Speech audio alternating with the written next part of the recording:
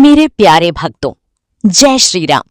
मैं हनुमान जी की एक छोटी सी भक्त हूँ और आज मैं आपके लिए लेकर आई हूँ एक ऐसा रहस्य जिसे सुनने के बाद शायद आप बेलपत्र को कभी साधारण पत्ता नहीं समझेंगे। भक्तों, जिस बेलपत्र को लोग सिर्फ पूजा की सामग्री मानकर शिवलिंग पर चढ़ा देते हैं, उसी बेलपत्र में ऐसी दिव्य ऊर्जा छुपी मानी गई है जो इंसान के जीवन की रुकी हुई किस्मत को भी धीरे धीरे जगाने की क्षमता रखती है। जी हाँ भक्तों, सिर्फ बेलपत्र ही नहीं बल्कि बेल का फल, उसकी टहनी और यहाँ तक कि बेल वृक्ष की छाया को भी पुराने समय के ऋषि मुनि अत्यंत पवित्र और रहस्यमयी मानते थे। कहा जाता था कि जहाँ बेल वृक्ष होता है वहाँ नकारात्मक ऊर्जा ज्यादा देर तक टिक नहीं पाती। लेकिन दुख की बात यह है कि आज के समय में ज्यादातर लोग इसके असली रहस्य को जानते ही नहीं। वे सिर्फ इसे पूजा का हिस्सा समझते हैं, जबकि पुराने साधक बेल वृक्ष को जीवित शिव ऊर्जा कहा करते थे। भक्तों, आज की ये कथा साधारण नहीं है, क्योंकि आज मैं आपको बेलपत्र से जुड़ा ऐसा रहस्य बताने जा रही हूँ जिसे जानने के बाद आपका नजरिया पूरी तरह बदल सकता है। शास्त्रों में लिखा है कि जब किसी व्यक्ति के जीवन में लगातार बाधाएं आने लगती हैं, मेहनत के बाद भी सफलता नहीं मिलती, घर में क्लेश बढ़ने लगता है या पैसा टिकना बंद हो जाता है, तब प्रकृति संकेत देने लगती है और उन संकेतों में बेलपत्र को सबसे विशेष माना गया है। कहा जाता है कि अगर किसी व्यक्ति को अचानक रास्ते में बेलपत्र दिखाई देने लगे, मंदिर के पास बेलफल बार बार नजर आई या सपनों में बेल वृक्ष आने लगे, तो ये महादेव की ओर से आने वाली परिवर्तन का संकेत माना जाता है। लेकिन भक्तों, यहाँ सबसे बड़ा प्रश्न यही उठता है कि आखिर बेलपत्र में ऐसा क्या छुपा है? क्यों भगवान शिव को ये पत्ता सबसे प्रिय माना गया और क्यों पुराने समय के सिद्ध पुरुष इसे भाग्य जागरण का प्रतीक कहते थे? पुराणों में कथा आती है, एक गरीब लकड़हारा था जो दिन रात मेहनत करने के बाद भी भूखा सोता था। एक रात वो जंगल में भटकते भटकते एक पेड़ के नीचे पहुंच गया। उसे नहीं पता था कि वो बेल वृक्ष है।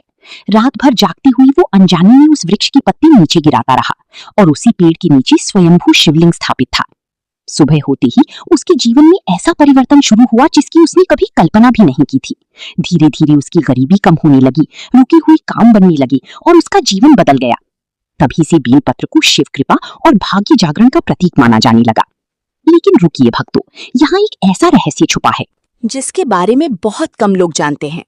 कहा जाता है कि अगर किसी व्यक्ति को बिना खोजे बेलपत्र अपने आप मिल जाए तो उसे साधारण संयोग नहीं समझना चाहिए, क्योंकि प्रकृति बिना कारण संकेत नहीं देती। हर संकेत के पीछे कोई ना कोई ऊर्जा छुपी होती है और बेलपत्र को शिव ऊर्जा का सबसे प्रबल प्रतीक माना गया है। जब किसी व्यक्ति के ऊपर महादेव की कृपा बनने लगती है, जब उसकी रुकी हुई उन्नति फिर से चलने वाली होती है या जब जीवन की भारी नकारात्मकता टूटने वाली होती है, तब उसे बार बार बेलपत्र, शिवलिंग या बेल फल दिखाई देने लगता है। लेकिन ध्यान रखिए भक्तों, हर किसी को ये संकेत नहीं मिलता। ये सिर्फ उन्हीं लोगों को मिलता है जिनकी ऊर्जा किसी बड़े परिवर्तन के करीब पहुंच चुकी होती है। अब सवाल आता है कि अगर आपको बेलपत्र मिल जाए तो करना क्या चाहिए?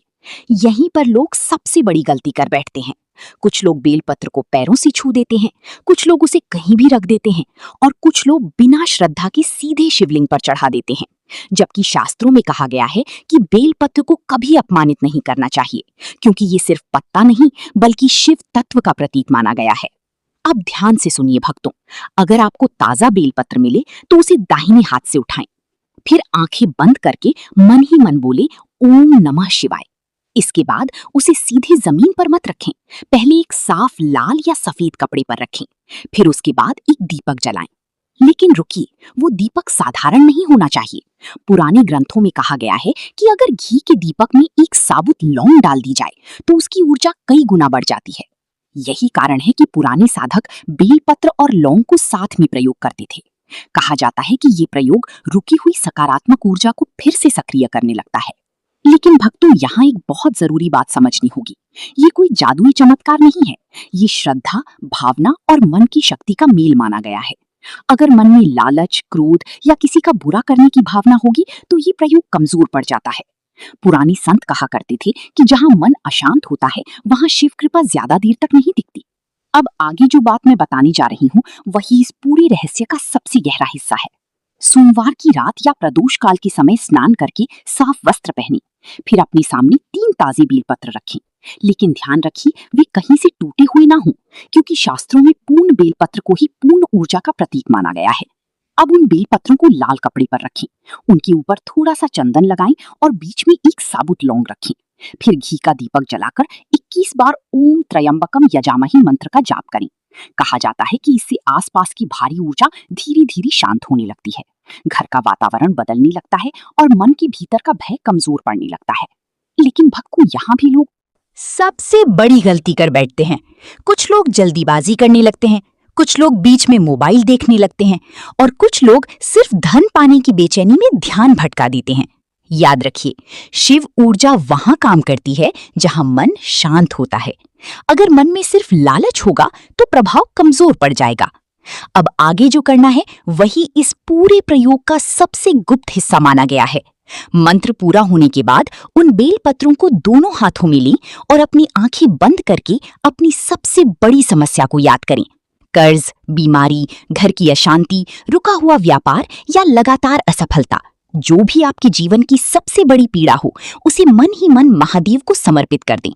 कहा जाता है कि इस समय इंसान की भावना सबसे तेजी से ब्रह्मांड तक पहुंचती है। लेकिन भक्तों, बेलपत्र का सबसे बड़ा रहस्य अभी बाकी है। बहुत कम लोग जानते हैं कि अगर इन बेलपत्रों को अगले दिन सूर्योदय से पहले शिवलिंग पर चढ़ा दिया जाए तो इसका प्रभाव कई गुना बढ़ जाता है और उसी समय की गई एक छोटी सी गलती इंसान की पूरी बरकत को रोक सकती है। पुराने ग्रंथों में लिखा है कि बेलपत्र चढ़ाने के बाद पीछे मुड़कर नहीं देखना चाहिए, क्योंकि पीछे मुड़कर देखने का अर्थ होता है अपनी पुरानी बाधाओं को फिर से अपने साथ जोड़ लेना। इसीलिए पुरानी साधक बेलपत्र अर्पित करने के बाद सीधी मंदिर से बाहर निकल जाती थी, बिना पीछे देखे। अब आगे जो करना है वही इस पूरी विधान को पूर्ण बनाता है। मंदिर से बाहर निकलने के बाद किसी गरीब व्यक्ति को थोड़ा सा दान दें, अन्न, फल या सिर्फ एक मुट्ठी चावल, क्योंकि कहा जाता है कि दान के बिना कोई भी साधना पूर्ण नहीं होती। जब बेलपत्र की शिव ऊर्जा और दान का पुण्य एक साथ मिलती हैं, तब जीवन की रुकी हुई बरकत धीरे धीरे वापस लौटने लगती है। लेकिन भक्तों, याद रखिए, ये सब तभी फल देता है जब मन साफ हो। अगर मन में घमंड, किसी का बुरा करने का भाव या सिर्फ लालच होगा तो महादेव की कृपा ज्यादा देर नहीं टिकती। इसीलिए पुरानी सिद्ध पुरुष कहते थे कि जहाँ शिव है वहाँ शुद्धता है, और जहाँ शुद्धता है वहीं से समृद्धि का मार्ग खुलता है। भक्तों, अगली बार अगर आपको बेलपत्र, बेल फल या बेल वृक्ष दिखाई दे तो उसे साधारण मत समझिएगा। हो सकता है वो महादेव का दिया हुआ संकेत हो कि अब आपके जीवन की भारी नकारात्मकता समाप्त होने वाली है और आपकी रुकी हुई किस्मत धीरे धीरे जागने वाली है। जय श्री राम।